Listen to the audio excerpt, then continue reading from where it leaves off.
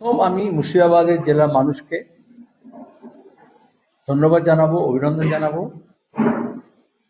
যে যেভাবে ভোট হলো, যেমন করে ভোট দিলেন এবং আমাদের একটি কেন্দ্র ডোমকলে আমাদের রানা মোস্তাফিজুর রহমানকে জিতিয়েছেন।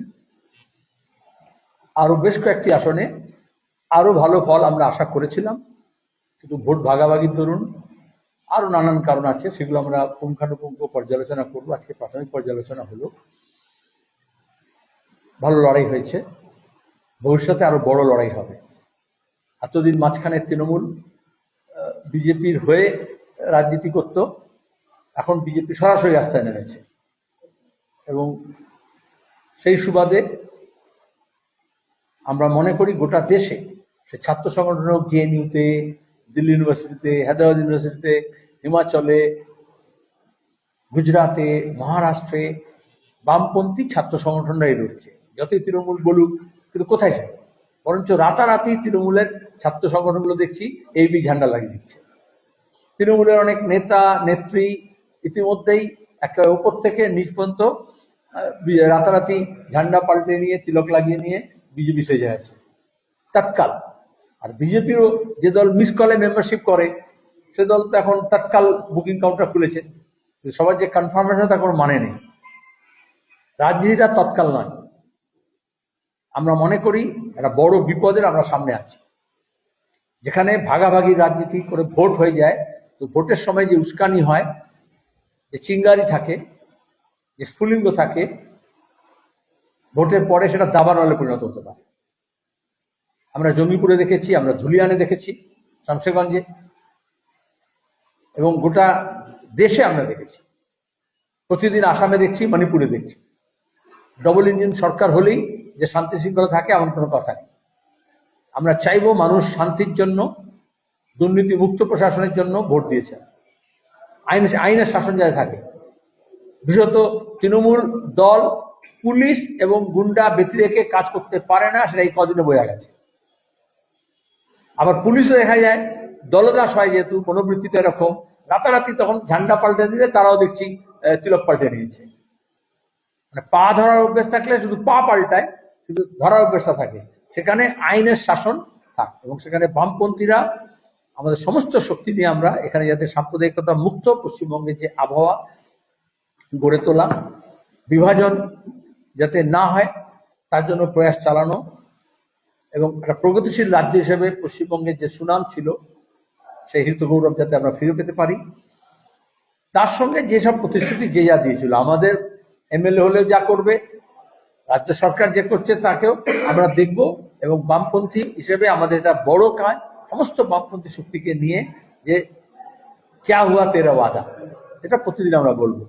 কিন্তু 27 লক্ষ মানুষ যাদের ভোটাধিকার কেড়ে নেওয়া হয়েছিল, এবং ভোটের স্বার্থে যাদেরকে বিরুদ্ধে ঘৃণা ছড়ানো হয়েছিল, রোহিঙ্গা, বাংলাদেশি অনুপ্রবেশকারী, অথচ অ্যাডজুডিকেশনে পাঠানো হয়েছিল, লজিক্যাল ডিসক্রিমিনেন্সি নাম করে হিয়ারিং করা হয়েছিল, যেগুলো কোনোভাবেই টেকে না, সেটা নাগরিকতার প্রশ্নই নয়। আর এখন দেখছি বিচারপতিরা এই দায়িত্ব নিতে চাইছেন। অথচ ইসিআই বলেছিল ভোটের আগে, ভোটের পরে এগুলো করে নেওয়া হবে। আমরা এই জন্য রাস্তায় নামবো, কোর্টে আমরা গেছি, এবং আমরা দ্রুত রাস্তায় নামবো, যেখানে দাঁড়িয়ে এই হৃত গণতান্ত্রিক অধিকার যেমন রাজ্যের মানুষ ফিরে পাবে, তার জন্য গ্যারান্টি করতে হবে, সেরকম সাংবিধানিক যে অধিকার, ভোটাধিকার যা কেন আছে, সেটা যাতে ফেরত পাই, তার জন্য ব্যবস্থা হবে। এবং সামনে কুরবানি আছে, বকরিদ আছে, সেই সময় দাঁড়িয়ে যাতে কোথাও কোনো দাঙ্গা হাঙ্গামার পরিস্থিতি তৈরি না হয়, কোনো উস্কানি না হয়, সেটাও আমাদের দেখতে হবে।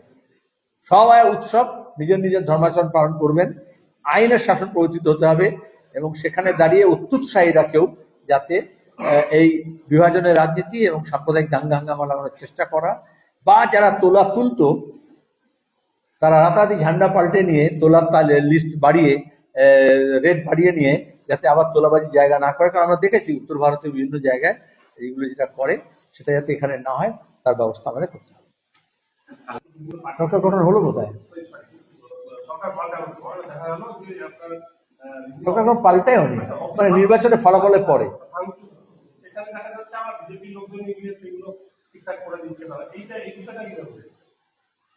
সব দলে কিছু ঠিকঠাক লোক থাকে, কিছু ভুলভাল লোক থাকে। ঠিকঠাক লোকেরা ঠিকঠাক করছে, ভুলভাল লোকেরা ভুলভাল করছে, দুটোই হচ্ছে। এখন তার মধ্যে কিছু তৎকাল তৃণমূল তৈরি থেকে বিজেপি হয়েছে, তাই তো। মিস কলের পার্টিতে তৎকালের রিজার্ভেশন খুঁজছে অনেকেই, কিন্তু সেখানে এই বেশিরভাগটা গন্ডগোল তৎকালরা করছে, কারণ তাদের দুর্নীতি করা এবং দুর্বৃত্তায়ন করাটাই হচ্ছে তাদের পেশা। এখানে এবার বিজেপি দলের দায়িত্ব, এটা সংগঠিত দল তো, ভুল ঠিক তার নীতিগত আদর্শগত আমাদের বিরোধিতা আছে, কিন্তু দলের তো নিজস্ব কিছু সিদ্ধান্ত থাকবে। তার দলের ওপর তলার নেতা বলছেন, শ্রমিক ভট্টাচার্য বলছে যে কোনো গন্ডগোল করবেন না, শান্তি থাকবেন। তো দেখা যাচ্ছে যারা তৎকাল বিজেপি হয়েছে তারা সেটা মানছে না। আজকে দাঁড়িয়ে এই যে বলছি, তোমার গিয়ে দেখবে বিধানসভায় মমতা ব্যানার্জি ভাঙচুর করেছিলেন, আর বিজেপি যদি দেখে সব মনীষীদের আমাদের ছবি আছে, তাদের মুখে মাথায় হোক তিলক লাগিয়ে দেবে, সে সিস্টার নিবেদিতা হোক আর রাজা রামমোহন রায় হোক। এটা হচ্ছে সংস্কৃতি, কিন্তু ওইটা দিয়ে ওটা পরিবর্তন না, ঠিক আছে। ওটা হচ্ছে দেখানো, লোক দেখানো। তো আমরা প্রমোদ দাশগুপ্ত 1977 সালে যখন বামফ্রন্ট সরকার তৈরি হয়েছিল, একটা কথা বলেছিলেন, 1100 কর্মী আমাদের খুন হয়েছিল এবং হাজার হাজার কর্মী ঘর ছাড়া ছিল। বলেছেন তারা পাড়ায় ফিরে আসবে, কিন্তু কোনো কংগ্রেসই এমনকি গুন্ডাও তাদের বিরুদ্ধে কেউ নিজের হাতে আইন তুলে নেবেন না, আইনি ব্যবস্থা হবে। এবং সেদিন একটাও ঘটনা ঘটেনি তারপর থেকে। অনেকে বলেছে আপনারা কনসেশন কেন দিলেন, যেটা গণতন্ত্র মানে এটা। আমরা বলেছিলাম গণতন্ত্র জরুরি অবস্থার পরে গণতন্ত্রের সম্প্রসারণ করবো, ঠিক আছে, গণতন্ত্রের সংকোচন হয় না। তাহলে এখন তুমি অফিস দখল করে ভেঙে মেরে তাড়া করে তুমি গণতন্ত্র করতে হবে না কখনো। তো এটা ঠিক। অনেককেই দেখেছি শ্রদ্ধা ভরে তৃণমূলের ঝান্ডা তুলে রাখছেন, খুব বুদ্ধিমান আছে একজন বিজেপি নেতা দেখলাম, তারা বলছে আপনি তৃণমূলের ঝান্ডা তুলছেন, বলে হাজারো একটা দলের ঝান্ডা তো একটা সম্মানীয়, ওটাকে তুলে রাখতে হয়। অনেকেই আতঙ্কগ্রস্ত, সংখ্যালঘু নয়, যারা ধর্মনিরপেক্ষ মানুষ, যারা শান্তি প্রিয় মানুষ, তারাও। কারণ প্রথম কথা এই জন্য আমরা বলি, এক, গুজবে কান দেবেন না।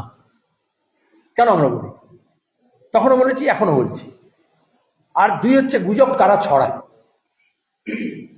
বিশেষত সাম্প্রদায়িক দাঙ্গা হাঙ্গামা করার জন্য গুজব ছড়ানো হয়। সুতরাং ওই এখন শুধু গুজব নয়, কোথাও দেখা যাচ্ছে নদিয়াতে এরকম হয়েছে, মন্দিরে এখন মন্দির হয়নি, মসজিদে শুয়োরের মাংস ফেলে দেয়, কোথাও মন্দিরে গরুর মাংসের রক্তের দাগ আছে এরকম করে বলে দেয়। এইগুলো করে গুজব রটায়। কোথাও রাস্তায় কেউ যাচ্ছে, পরিযায়ী শ্রমিক ফিরছে আসছে, তার চেহারা দেখে দোকানদার দোকানে কিছু বিক্রি করছে, এইসব নিয়ে দেশের আইনের পরিবর্তে সংঘ পরিবার, বজরং দল, আরএসএস যদি নিজে কে ভেজিটেরিয়ান হবে, কে নন ভেজিটেরিয়ান হবে, কে কোন দিন কি খাবে কি খাবে না, এগুলো যদি ঠিক করে, সেটা পশ্চিমবঙ্গের মানুষ মেনে নেবেন না। এবং এটা আমাদের এই বার্তা দিতে হবে, আমরা তো মেনে নেবই না, কিন্তু যারা আমাদের ভোট দেননি, যারা আমাদের বিরুদ্ধে কাজ করেছেন, এমনকি বিজেপিকে ভোট দিয়েছেন বা তৃণমূলের কাজ করেছেন, কিন্তু যারা এইটাকে বরদাস্ত করেন না, তাদের সবাইকে এককাট্টা হতে হবে শান্তির জন্য, সম্প্রীতির জন্য এবং দাঙ্গা হাঙ্গামাকে রোধ করার জন্য। আমরা কিছুতেই এই রাজ্যকে আসামের মতো অবস্থায় নিয়ে যেতে দেব না। তুমি কিভাবে দেখছো? তুমি কিভাবে দেখছো? তোমরা কিভাবে দেখছো? মানুষ কিভাবে দেখছে? মানুষ একটা দুর্বিষহ অবস্থার মধ্যে দিন কাটাচ্ছিল, তার থেকে মুক্তি চেয়েছিল। এইবার আমাদের প্রবাদে আছে, ছাই ফেলতে ভাঙা কুলো। কেন বলে? এমনি এমনি বলে। তাহলে তুমি যদি ঠিক করো ছাইটা ফেলে দেবে, তুমি হাতের কাছে যা পাবে। সেখানে বামপন্থীদের সঙ্গে কংগ্রেসের যদি সমঝোতা হতো, তাহলে মানুষ একটা বিকল্প খুঁজে পেতে। 2016 সালে এরকম একটা বিকল্প খুঁজে পেয়েছিলেন। তখন এই বিজেপি, এই দিলীপ ঘোষ বলেছে যে 100টা আসনে আমরা তৃণমূলের মধ্যে, বিজেপির মধ্যে আসন রফা হয়ে গেছিল এবং ভোট ট্রান্সফার হয়েছিল, সেজন্য সেটা হয়নি। আর এবারে কংগ্রেসের অল ইন্ডিয়া নেতৃত্ব মনে করলেন, অধীরবাবু রানা, যে আমরা এর মধ্যে থাকবো না বা 294টা আসনে লড়বো। তাতে প্রথমেই এই যে বিকল্প একটা হাজির করতে হয়, আমরা বাম বিকল্প হাজির করেছিলাম, বৃহত্তর বাম ঐক্য গড়ে তুলেছিলাম, বামপন্থী তার সঙ্গে আইএসএফ বাকিদেরকে নিয়ে আমরা ঐক্যবদ্ধ লড়াই লড়েছিলাম।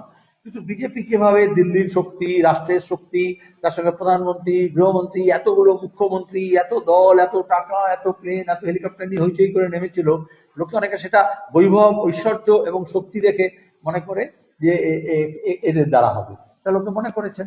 কিন্তু আসলে দেখা হবে যে তারা যে কথাগুলো বলেছিল, এই যে 6 মাসের মধ্যে শূন্যপদগুলো পূরণ করবে, সেগুলো হবে কিনা, এই যে 7ম পে কমিশন চালু করে দেবে, সব দিয়ে দেবে কেন্দ্রীয় হারে, তার সঙ্গে দাঁড়িয়ে স্কুল কলেজগুলো বন্ধ করবে না, খুলবে, নাকি ওই রকমই দখলদারি করবে, সেটা দেখতে হবে। যে তৃণমূলের দলের লোকজনকে নিয়ে বিজেপি কি নিজস্ব রাজনীতি করবে, না তৃণমূলের ঘরানা রাজনীতি করবে, নাকি যোগী রাজের মতো উত্তরপ্রদেশের রাজনীতি ঘরানা করবে, সেটা দেখে তারপর মন্তব্য হবে। আমি অভিনন্দন জানাবো মুর্শিদাবাদ জেলা এবং গোটা রাজ্য জুড়ে এই মূর্তি ভাঙা রাজনীতির বিরুদ্ধে মিছিল হয়েছে, বহরমপুরে হয়েছে, অন্যত্র হয়েছে, গোটা জেলা জুড়ে হয়েছে, রাজ্য জুড়ে হয়েছে। আজকে আমি এখানে আছি, বামফ্রন্ট, বাম দলগুলো, বাম ফ্রন্ট নয়, বাম দলগুলো লেনিন মূর্তির সামনে জমায়েত করে মিছিল করে যাবে। শুধু লেনিন মূর্তি নয়, যেখানে হকারদের দোকান ভেঙেছে, দোকান বন্ধ করে দিয়েছে, যেখানে বুলডোজার চালিয়েছে, সেই সব জায়গাগুলো মিছিল করে আজকে বাম দলগুলো পরিক্রমা করবে। কারণ এই মানুষকে আশ্বস্ত করার জন্য যে আমাদের রাজ্যে যাতে বুলডোজার সংস্কৃতি না আসে, বুলডোজার পলিটিক্স না হয়। এখন পুলিশ বলে দিচ্ছে কলকাতা পুলিশ বুলডোজার নিয়ে মিছিল করবে না, দিলীপ ঘোষকে দেখলাম বুলডোজার মাথায় গিয়ে আটছে। এটা তো বুলডোজারের ব্যাপার না, এটা একটা দিলীপ ঘোষের ব্যাপার না, এটা হচ্ছে একটা বিকৃত মানসিকতা, এটা একটা পুরুষতান্ত্রিক ক্ষমতা জাহির করার একটা মারফত। কখনো ছেলেদের দেখবে মোটরসাইকেলে নিও ফাসিস্ট এরকম স্টাইলে হয়, তোমার কি মোটরসাইকেলের সাইলেন্সার বন্ধ খুলে দিয়ে করে চালিয়ে নিয়ে যায়, এটা অন্যের মধ্যে একটা ভয় বা আতঙ্ক তৈরি করার জন্য। ঠিক আছে, এটাকে বলে ম্যাচিও সংস্কৃতি। এই ম্যাচিও হওয়ার জন্য এটা দেখাতে হয়। তো সেটা নিজে যখন শক্তি থাকে না, তখন পেলোডার বা বুলডোজার বা যে জঞ্জাল সাফাইয়ের ডাম্পারকে নিয়ে সে নিজের শক্তি জাহির করে। আসলে এটা বুঝতে হবে, অন্নশঙ্কর অনেক আগে কবিতা লিখে দিয়েছিল যে লেনিনের মূর্তি ভাঙলে কি গান্ধীর মূর্তি অক্ষত থাকবে, গান্ধীর মূর্তি ভাঙলে কি মৌলানা আজাদের মূর্তি অক্ষত থাকবে। এই যে মন্দিরে ঢুকে ঠাকুরের হাত ভেঙে দিয়েছে, পা ভেঙে দিয়েছে, এই যে সংস্কৃতি, আর এই যে লেনিনের মূর্তি ভাঙলে লেনিন ঠাকুর না, রবীন্দ্রনাথের মূর্তি হোক, গত বিধানসভা নির্বাচনের সময় মনে আছে বিদ্যাসাগরের মূর্তি ভেঙেছিল। তাহলে আসলে যাদের নিজেদের মনীষী নেই, তারা অন্যদের মনীষীদেরকে ডিমলিশ করে। যাদের নিজেদের ইতিহাস নেই, তারা বিকৃত ইতিহাস চালানোর জন্য পুরনো ইতিহাসকে ধ্বংস করে বা বিকৃত করে। যাদের নিজস্ব ঐতিহ্য নেই, তারা নতুন ঐতিহ্য তৈরি করে বলে তাদের জন্মের পর থেকে পুরনো ঐতিহ্যগুলোকে ধূলিসাৎ করে। সব জায়গায় পৃথিবী যখন যতবার যুদ্ধ হয়েছে, যতবার অভিযান হয়েছে, এই যে ইরাক অভিযানের পরে কি শুধু সাদ্দামের মূর্তি ভেঙেছিল? তাহলে মিউজিয়ামে ঢুকে গিয়ে সেখানে সবকটা মূর্তি, সবকটা যে সভ্যতার যা কিছু নিদর্শন ছিল সেগুলোকে লুট করেছিল। ইংরেজরা এসে মুর্শিদাবাদে এসে শুধু সিরাজউদ্দৌলাকে হারিয়েছিল, ইস্ট ইন্ডিয়া কোম্পানি এখানকার যা কিছু ঐতিহ্য ছিল সব লুট করে নিয়ে চলে গেছে নৌকো বোঝাই করে। এটা হচ্ছে লুটেরা সংস্কৃতি। এটাকে দেখাতে হয় নিজের আধিপত্য দেখানোর জন্য। এটা আমি মনে করি না যে কোনো দল তার সিদ্ধান্ত অনুযায়ী এটা করে। এটা হচ্ছে যে সংস্কৃতিতে সে বিশ্বাস করে, সে নতুন সংস্কৃতি যখন গড়তে পারে না, তখন পুরনো সংস্কৃতিকে ভাঙে। মমতা ব্যানার্জি বা এই ধরনের স্বৈরতান্ত্রিক নেতারা এটাই করে পৃথিবী জুড়ে। আমরা প্রথম থেকে বলেছিলাম যে তৃণমূল কংগ্রেস যখন গড়ে উঠেছিল আমাদের রাজ্যের গণতন্ত্রকে শেষ করার জন্য, এবং তারা সেটা করেছে। সেটা শুধু পঞ্চায়েতে নয়, পুরসভায় নয়। এখানে যদি মমতা ব্যানার্জি একটু সাইজ থাকতো, তাহলে দল বদল করিয়ে যেরকম পুরসভা, পঞ্চায়েত, জেলা পরিষদ দখল করেছেন, সেরকম এখানে তাই করার চেষ্টা করতে পারতেন। কিন্তু মানুষ শাস্তি দিয়েছে। মানুষ শাস্তি দিয়েছে কেন? দুর্বৃত্তায়নের জন্য, দুর্নীতির জন্য, দুষ্কৃতীদের জন্য, এবং তার সঙ্গে দাঁড়িয়ে তোমার গিয়ে এই যে মানুষের অধিকার, স্বাধীনতা কেড়ে নিয়েছে। একেবারে তিনি জোকের মতো ক্ষমতায় টিকে থাকতে চেয়েছিলেন, কারণ ক্ষমতা ছাড়া, পুলিশ ছাড়া, গুন্ডা ছাড়া তিনি এক পাও চলতে পারেন না, তিনি এবং তার ভাই, তার দলই চালাতে পারবেন না দুর্নীতি ছাড়া। তার আমাদের মতো চাঁদা তোলে না, এই যে বিশাল টাকা শুধু চিটফান্ড থেকে তো আসতো না, শুধু ছবি এঁকে তো আসতো না, লুটের টাকা দিয়ে। তাহলে লুটের সাম্রাজ্য টিকে রাখার চেষ্টা করেছিলেন। এদের মধ্যেই অনেকে রাতারাতি, এই জন্য বলেছে তোমার গিয়ে ওরা চেয়েছিল প্রত্যাবর্তন, বিয়ে বললো পরিবর্তন। তার মানে কি? মমতা তো 11 সালে পরিবর্তন বলে এসেছিল।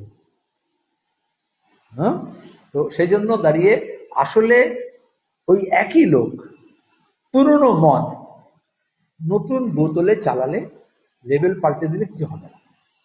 তাহলে এই গণতান্ত্রিক পরিসরটাকে তৈরি করতে হবে, সম্প্রসারণ করতে হবে, মানুষের অধিকার ফিরিয়ে আনতে হবে, মানুষের ঐক্যকে বাঁচিয়ে রাখতে হবে এবং তার সঙ্গে মানুষের যে অধিকার সেটা প্রতিষ্ঠা। আমরা সরকারে থাকতাম বলে পাল করতাম তা তো নয়। যে রবীন্দ্রপ্রেমী মানুষ, রবীন্দ্রানুরাগী মানুষ, তারা হচ্ছে এই বাংলার সংস্কৃতি। আমরা কালকেও বামফ্রন্টের তরফ থেকে ওই যখন ওই শপথে প্রশ্ন বললো, কিন্তু ওই সময় তো করাই উচিত না। ওই সময় তো আমরা রবীন্দ্র জয়ন্তী পালন করি এবং সেখানে দাঁড়িয়ে রবীন্দ্রনাথ জোড়াসাঁকোতে বামফ্রন্টের নেতৃবৃন্দ ওই সময় যাবে এবং প্রত্যেক বছরের মতো ওখানে মালা দেওয়া হবে রবীন্দ্রনাথের জন্মস্থানে, রবীন্দ্রনাথের মূর্তিতে, জোড়াসাঁকোতে, ঠাকুর বাড়িতে।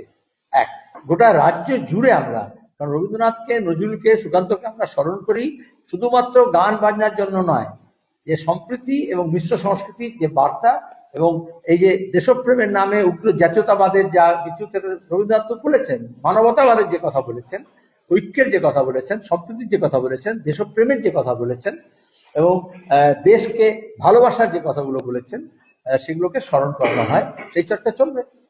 এটা তো আসাম নয় রাতারাতি। এবার দেখবে বিজেপি কিরকম হয়, যেখানে যেরকম হয়। আসামে বলেছে রবীন্দ্রনাথ ছুটি বাতিল, রবীন্দ্রনাথ গান গাওয়া যাবে না, রবীন্দ্রসঙ্গীত গাওয়া যাবে না, আর এখানে একটু বেশি বেশি করবে। আছে কালকে ওখানে দেখবে ব্রিগেডিয়ার হয়তো একটা মূর্তি বানিয়ে দিল রবীন্দ্রনাথের। এগুলো নাটক। মোদী হয়তো রবীন্দ্রনাথের মধ্যে দাঁড়িয়ে রেখে এবং রবীন্দ্রনাথের ধুতি পাঞ্জাবি আলখাল্লা পরে চলে আসতে পারেন। তো ওগুলো নাটক, পরিষ্কার বুঝে নিতে হবে। কিন্তু রবীন্দ্র চর্চা, রবীন্দ্র প্রেম, রবীন্দ্রনাথের প্রতি লেখার